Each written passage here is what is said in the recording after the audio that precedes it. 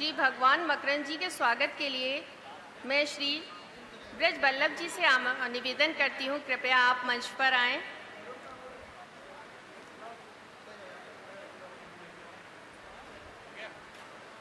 परम आदरणीय श्री भगवान मकरंद जी का स्वागत करते हुए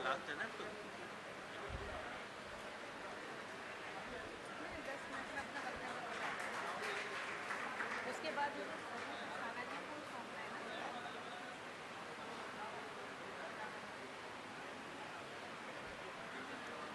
बल्कि अगर हम ओम जी का सम्मान उनके काव्य पाठ के समय करते हैं तो बहुत अच्छा है। हाँ, वो क्योंकि बहुत लेट हो रहा है ना। जी जी बहुत अच्छा।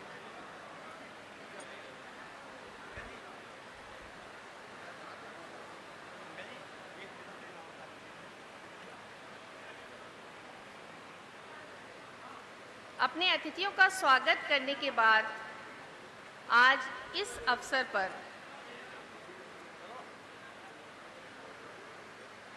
आपसे निवेदन करती हूँ, कृपया शांति बनाए रखें, क्योंकि अब मैं आपके सामने जो वक्तव्य प्रस्तुत करने जा रही हूँ उसके लिए मुझे शायद आप सभी के आशीर्वाद की ज़रूरत है, क्योंकि यह वक्तव्य या जो भी मैं प्रकाश डालने जा रही हूँ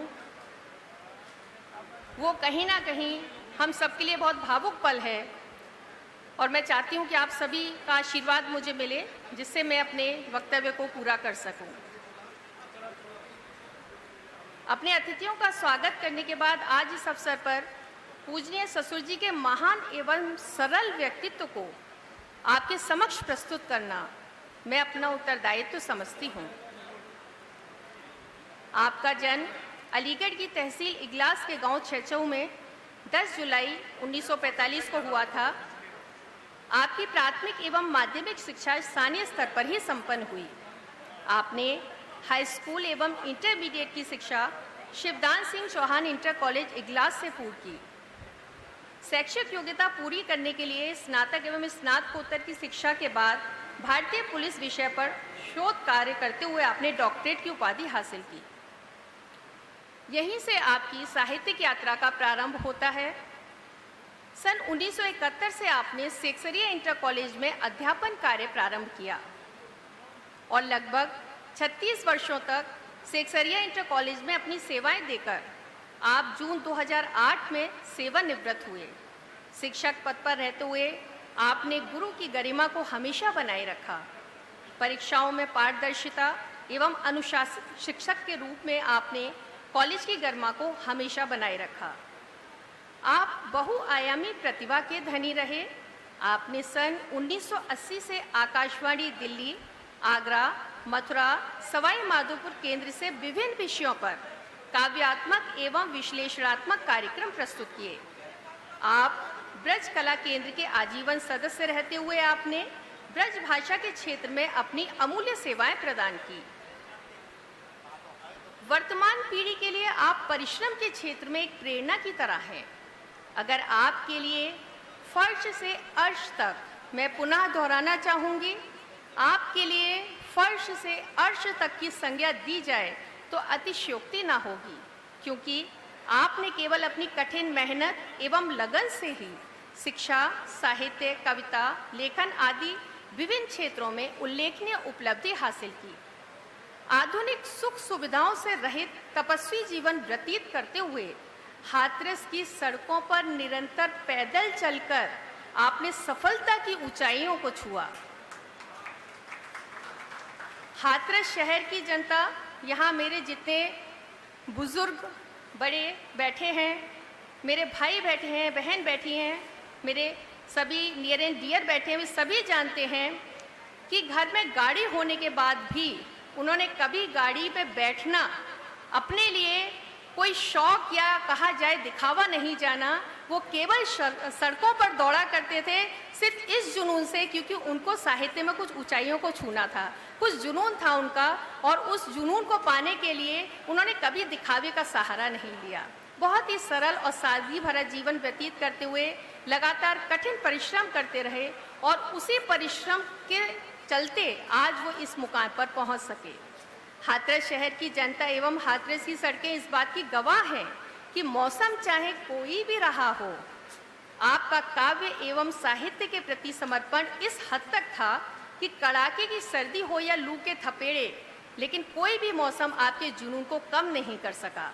आपके ऐसे समर्पण को मैं शत नमन करती हूँ। आपको साहित्य एवं काव्य के क्षेत्र में विशेष योगदान के लिए राज्य सरकार एवं भारत सरकार द्वारा पुरस्कृत किया गया। 1989 में आपको उत्तर प्रदेश हिंदी संस्थान उत्तर प्रदेश द्वारा श्रीधर पाठक पुरस्कार प्रदान किया गया। ब्रजभाषा विधा के अंतर्गत ब्रजरज एवं ब्रजवासुरी पुस्तक के रूप में कविताओं के संग्रह के लिए उत्तर प्रदेश हिंदी संस्थान द्वारा 2 बार पुरस्कृत किया गया। गृह मंत्रालय भारत सरकार द्वारा सन 1994 में पंडित गोविंद वल्लभ पंत पुरस्कार से पुरस्कृत किया गया। लोक साहित्य विवेचना के लिए आपको 2001 में उत्तर प्रदेश हिंदी संस्थान लखनऊ द्वारा पंडित राम नरेश त्रिपाठी पुरस्कार प्रदान किया गया। लोक साहित्य संवर्धन के लिए आपको 2001 में स्वामी मेघश्याम स्मृति सम्मान प्रदान किया गया। साहित्य मंडल नाथ द्वारा उदयपुर राजस्थान द्वारा भी आपको ब्रज भाषा विभूषण उपाधि से नवाजा गया। सन 2010 में आपको राष्ट्र भारती सम्मान से भी सम्मानित किया गया। समय का अभाव है, लेकिन मैंने कुछ ही चुनिंदा सम्मानों को आपके सामने प्रस्तुत किया है। अगर मैं पूरा विवरण देने लगूंगी तो शायद मेरा ही यह वक्तव्य होता रहेगा। लेखन के क्षेत्र में आपने अपनी लेखनी को नई ऊंचाइयां प्रदान की। आपने नाद गायन परंपरा, ब्रजरज, ब्रज बांसुरी, इसके अतिरिक्त प्लास्टिक अपशिष्ट प्रबंधन के लिए 2006 में राजस्थान सरकार द्वारा पुरस्कार भी दिया गया। इसके अतिरिक्त आपने भारतीय पुलिस को अपने लेखन का विषय बनाया। भारतीय पुलिस संगठन एवं प्रशिक्षण, भारतीय पुलिस एक सर्वेक्षण, भारतीय पुलिस अतीत एवं संप्रति समाज, जिसे भारतीय सरकार द्वारा पुरस्कृत किया गया। ज्ञान कला संजीवनी समिति, जिसके तत्वाधान में आज यह कवि सम्मेलन आयोजित हो रहा है, यह आपके ही अथक प्रयासों का दर्पण है। इसी के साथ साथ आपने कई पत्रिकाओं तथा कई पत्रिकाओं में भी आप संपादक के रूप में कार्य करते रहे। अधिक समय ना लेते हुए अपनी वाणी को विराम देने से पहले आज मैं आपके समक्ष अपना एक व्यक्तिगत पहलू रखना चाहती हूँ। इस ब्रजभूमि पर जन्म लेना सौभाग्य की बात है। मैंने भी इस ब्रजभूमि पर जन्म लिया। मैं यहाँ की बेटी हूँ, मैं यहाँ की बहू हूँ, और मैंने इस परिवार में बहू रूप में जब मेरा पदार्पण हुआ तो मैंने ये महसूस किया है कि हमारे ब्रज क्षेत्र में बहुओं के लिए शायद अभी उतना खुलापन नहीं है। हमारे यहाँ आज भी बहुएं पर्दे के पीछे हैं। बहुत सी उनकी योग्यताएं शायद इसी संकोचवश इस परंपरा की वजह से छिपी रह जाती हैं। लेकिन जब बहु रूप में मैंने इस परिवार में पदार्पण किया तो मेरे परम पूज्य स्वर्गीय ससुर जी ने मेरे लिए कोई भी ऐसे बंधन नहीं रखे जो मेरी योग्यता या मेरी किसी तरह की काबिलियत के आगे आ पाते। उन्होंने किसी भी सामाजिक बंधन को नहीं माना, ना ही उन्होंने मेरे सामने किसी भी तरह के बंधनों को रखते हुए मेरी योग्यता को कहीं भी बांधा। उन्होंने मुझे खुला आसमान दिया और उसी का आज ये परिणाम है कि मैं आपके समक्ष खड़े होकर यहाँ से बोल रही हूँ। मैं अपने जीवन में परम पूज्य ससुर जी के इस योगदान के लिए शत नमन करती हूँ। अंत में अपने कुछ चुनिंदा शब्दों एवं वाणी से आपके उस विराट व्यक्तित्व को प्रस्तुत करने में मैं असमर्थ हूँ। फिर भी आपके जिस जिस पहलू को मैंने जाना, मैंने समझा, उसे अपने शब्दों के माध्यम से आपके सामने प्रस्तुत करने का एक छोटा सा प्रयास किया है। यद्यपि मैं जानती हूँ कि मेरा यह प्रयास एक अंश मात्र है, फिर भी मैं आपके उस महान व्यक्तित्व का एक अंश ही प्रस्तुत करने में अगर समर्थ हुई हूँ तो मुझे निश्चित रूप से यह एहसास है कि आपका आशीर्वाद मुझे मिल रहा है। आपके महान व्यक्तित्व को मैं शत नमन करती हूँ और आगे विलंब ना करते हुए काव्य मंच के संचालन के लिए मैं परम आदरणीय श्री सर्वेश अस्थाना जी को आमंत्रित करती हूँ कि आप आएँ और अपना उत्तरदायित्व संभालें। श्री सर्वेश अस्थाना जी, धन्यवाद।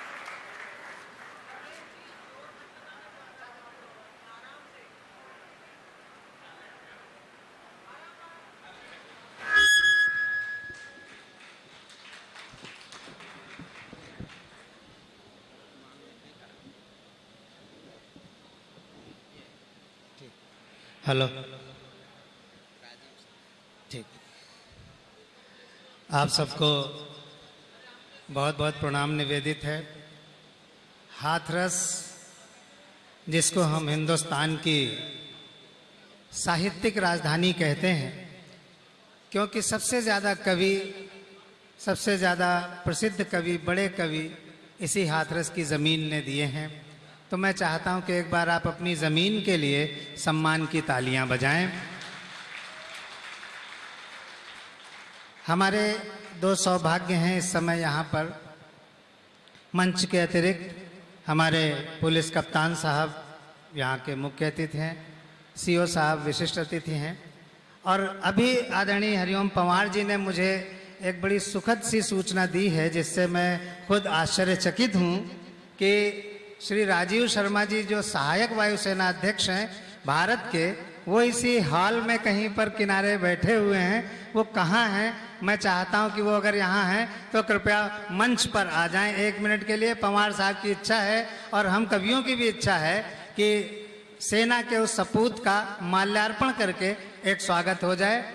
मैं आदरणीय पंवार जी से ही निवेदन करूंगा कि वो माला पहना करके सहायक वायुसेना अध्यक्ष, जोरदार तालियां आप लोग बजाइए। ये भी इसी ज़मीन की एक उत्पत्ति हैं और मुझे बहुत अच्छा लग रहा है ये जानकर कि वो वर्तमान में हैं।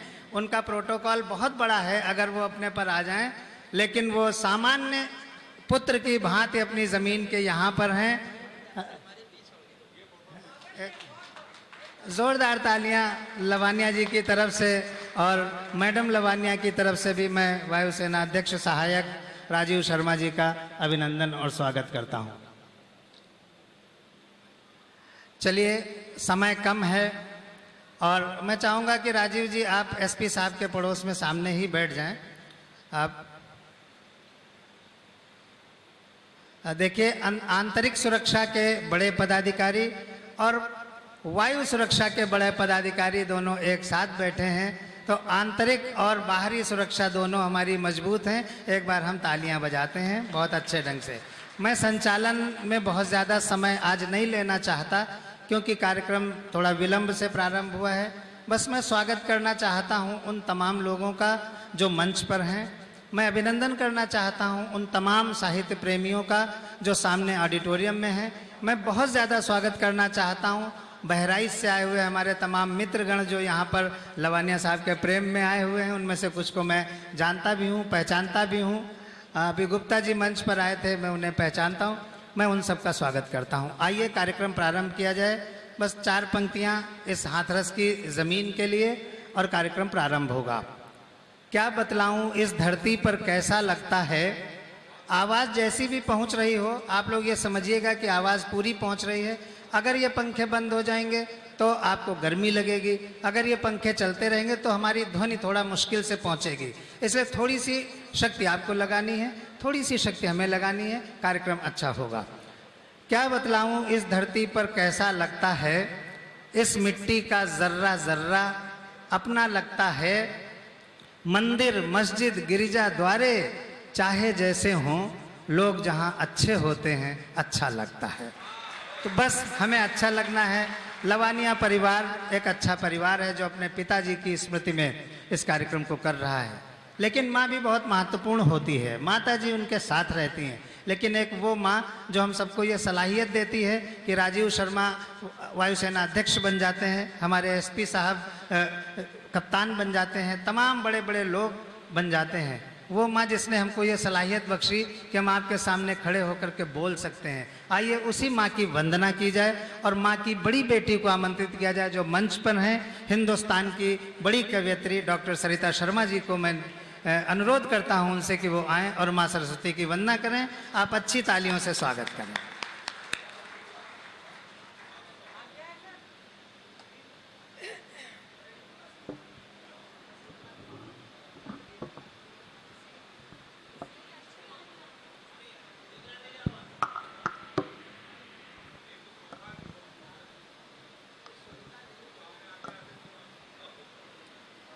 सर्वप्रथम शब्द की अधिष्ठात्री मां वागीश्वरी के चरणों में प्रणाम कर रही हूं। स्वर्गीय लवानिया जी की स्मृतियों को नमन कर रही हूं और मां के वंदन के लिए आदेशित हूं। एक छोटा सा गीत पढ़ना चाहती हूं, मां के चरणों में निवेदन करना चाहती हूं। यहाँ पर कुछ पंखे को किसी दिशा में शायद करने का प्रयास चल रहा है, मैं नहीं जानती क्या कर रहे हैं। चलिए खैर, ये आरंभ में व्यवस्थाएं थोड़ी सी इस तरह होती हैं, लेकिन चूंकि मां के वंदन का समय है तो मेरा प्रथम पंक्ति कई वर्षों के बाद, कई वर्षों के अंतराल के बाद, और संयोग की बात है कि मुझे याद आता है श्री जगदीश लवानिया जी के ही आमंत्रण पर मैं पिछली बार मेला दाऊ जी में आई थी, कई वर्ष हो गए उस बात को, और आज उनके पुत्र के डॉक्टर विष्णु सक्सेना जी के माध्यम से उनके पुत्र के आमंत्रण पर यहाँ हूँ। माँ के वंदन में एक गीत पढ़ रही हूँ और चाहती हूँ कि ये जो पहली पंक्ति है यहाँ से लेकर पीछे तक जितने श्रोता बैठे हैं, सबका मन मेरे शब्दों के साथ जुड़ जाए, सबके भाव मेरे शब्दों के साथ जुड़ जाएं और माँ के चरणों तक हमारा निवेदन, हमारी प्रार्थना, हमारी वंदना पहुंचे। पढ़ती हूँ, मंच का आदेश लेते हुए सुन लीजिएगा, जुड़िएगा। सुर संधान तुम्ही स्वागत।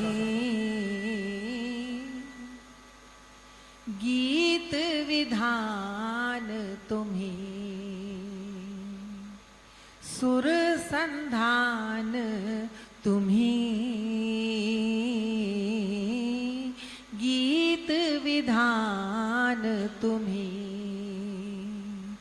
शुद्ध बुद्धि की तुम ही प्रदाता, शुद्ध बुद्धि की तुम ही प्रदाता, नूतन ज्ञान तुम ही, सुर संधान तुम ही, गीत विधान तुम ही, अक्षर अक्षर दीप जलाकर, अक्षर अक्षर दीप जलाकर, शब्द शब्द के सुमन सजाकर, द्वार खड़ी हूँ लिए आरती, मैं तुम्हारी जन्मों की चाकर, दो वरदान तुम्ही, सुर संधान वाह डॉक्टर साहब, वाह वाह वाह, बहुत सुंदर। गीत विधान तुम्ही,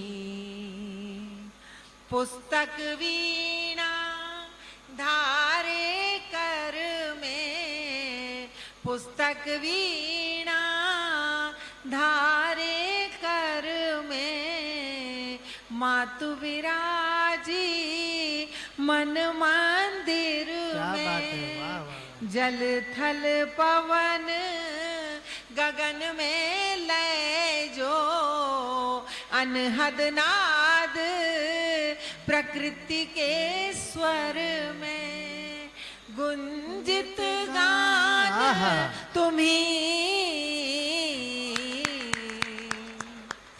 सुर संधान तुम्ही, गीत विधान तुम्ही, गीत विधान तुम्ही, गीत विधान तुम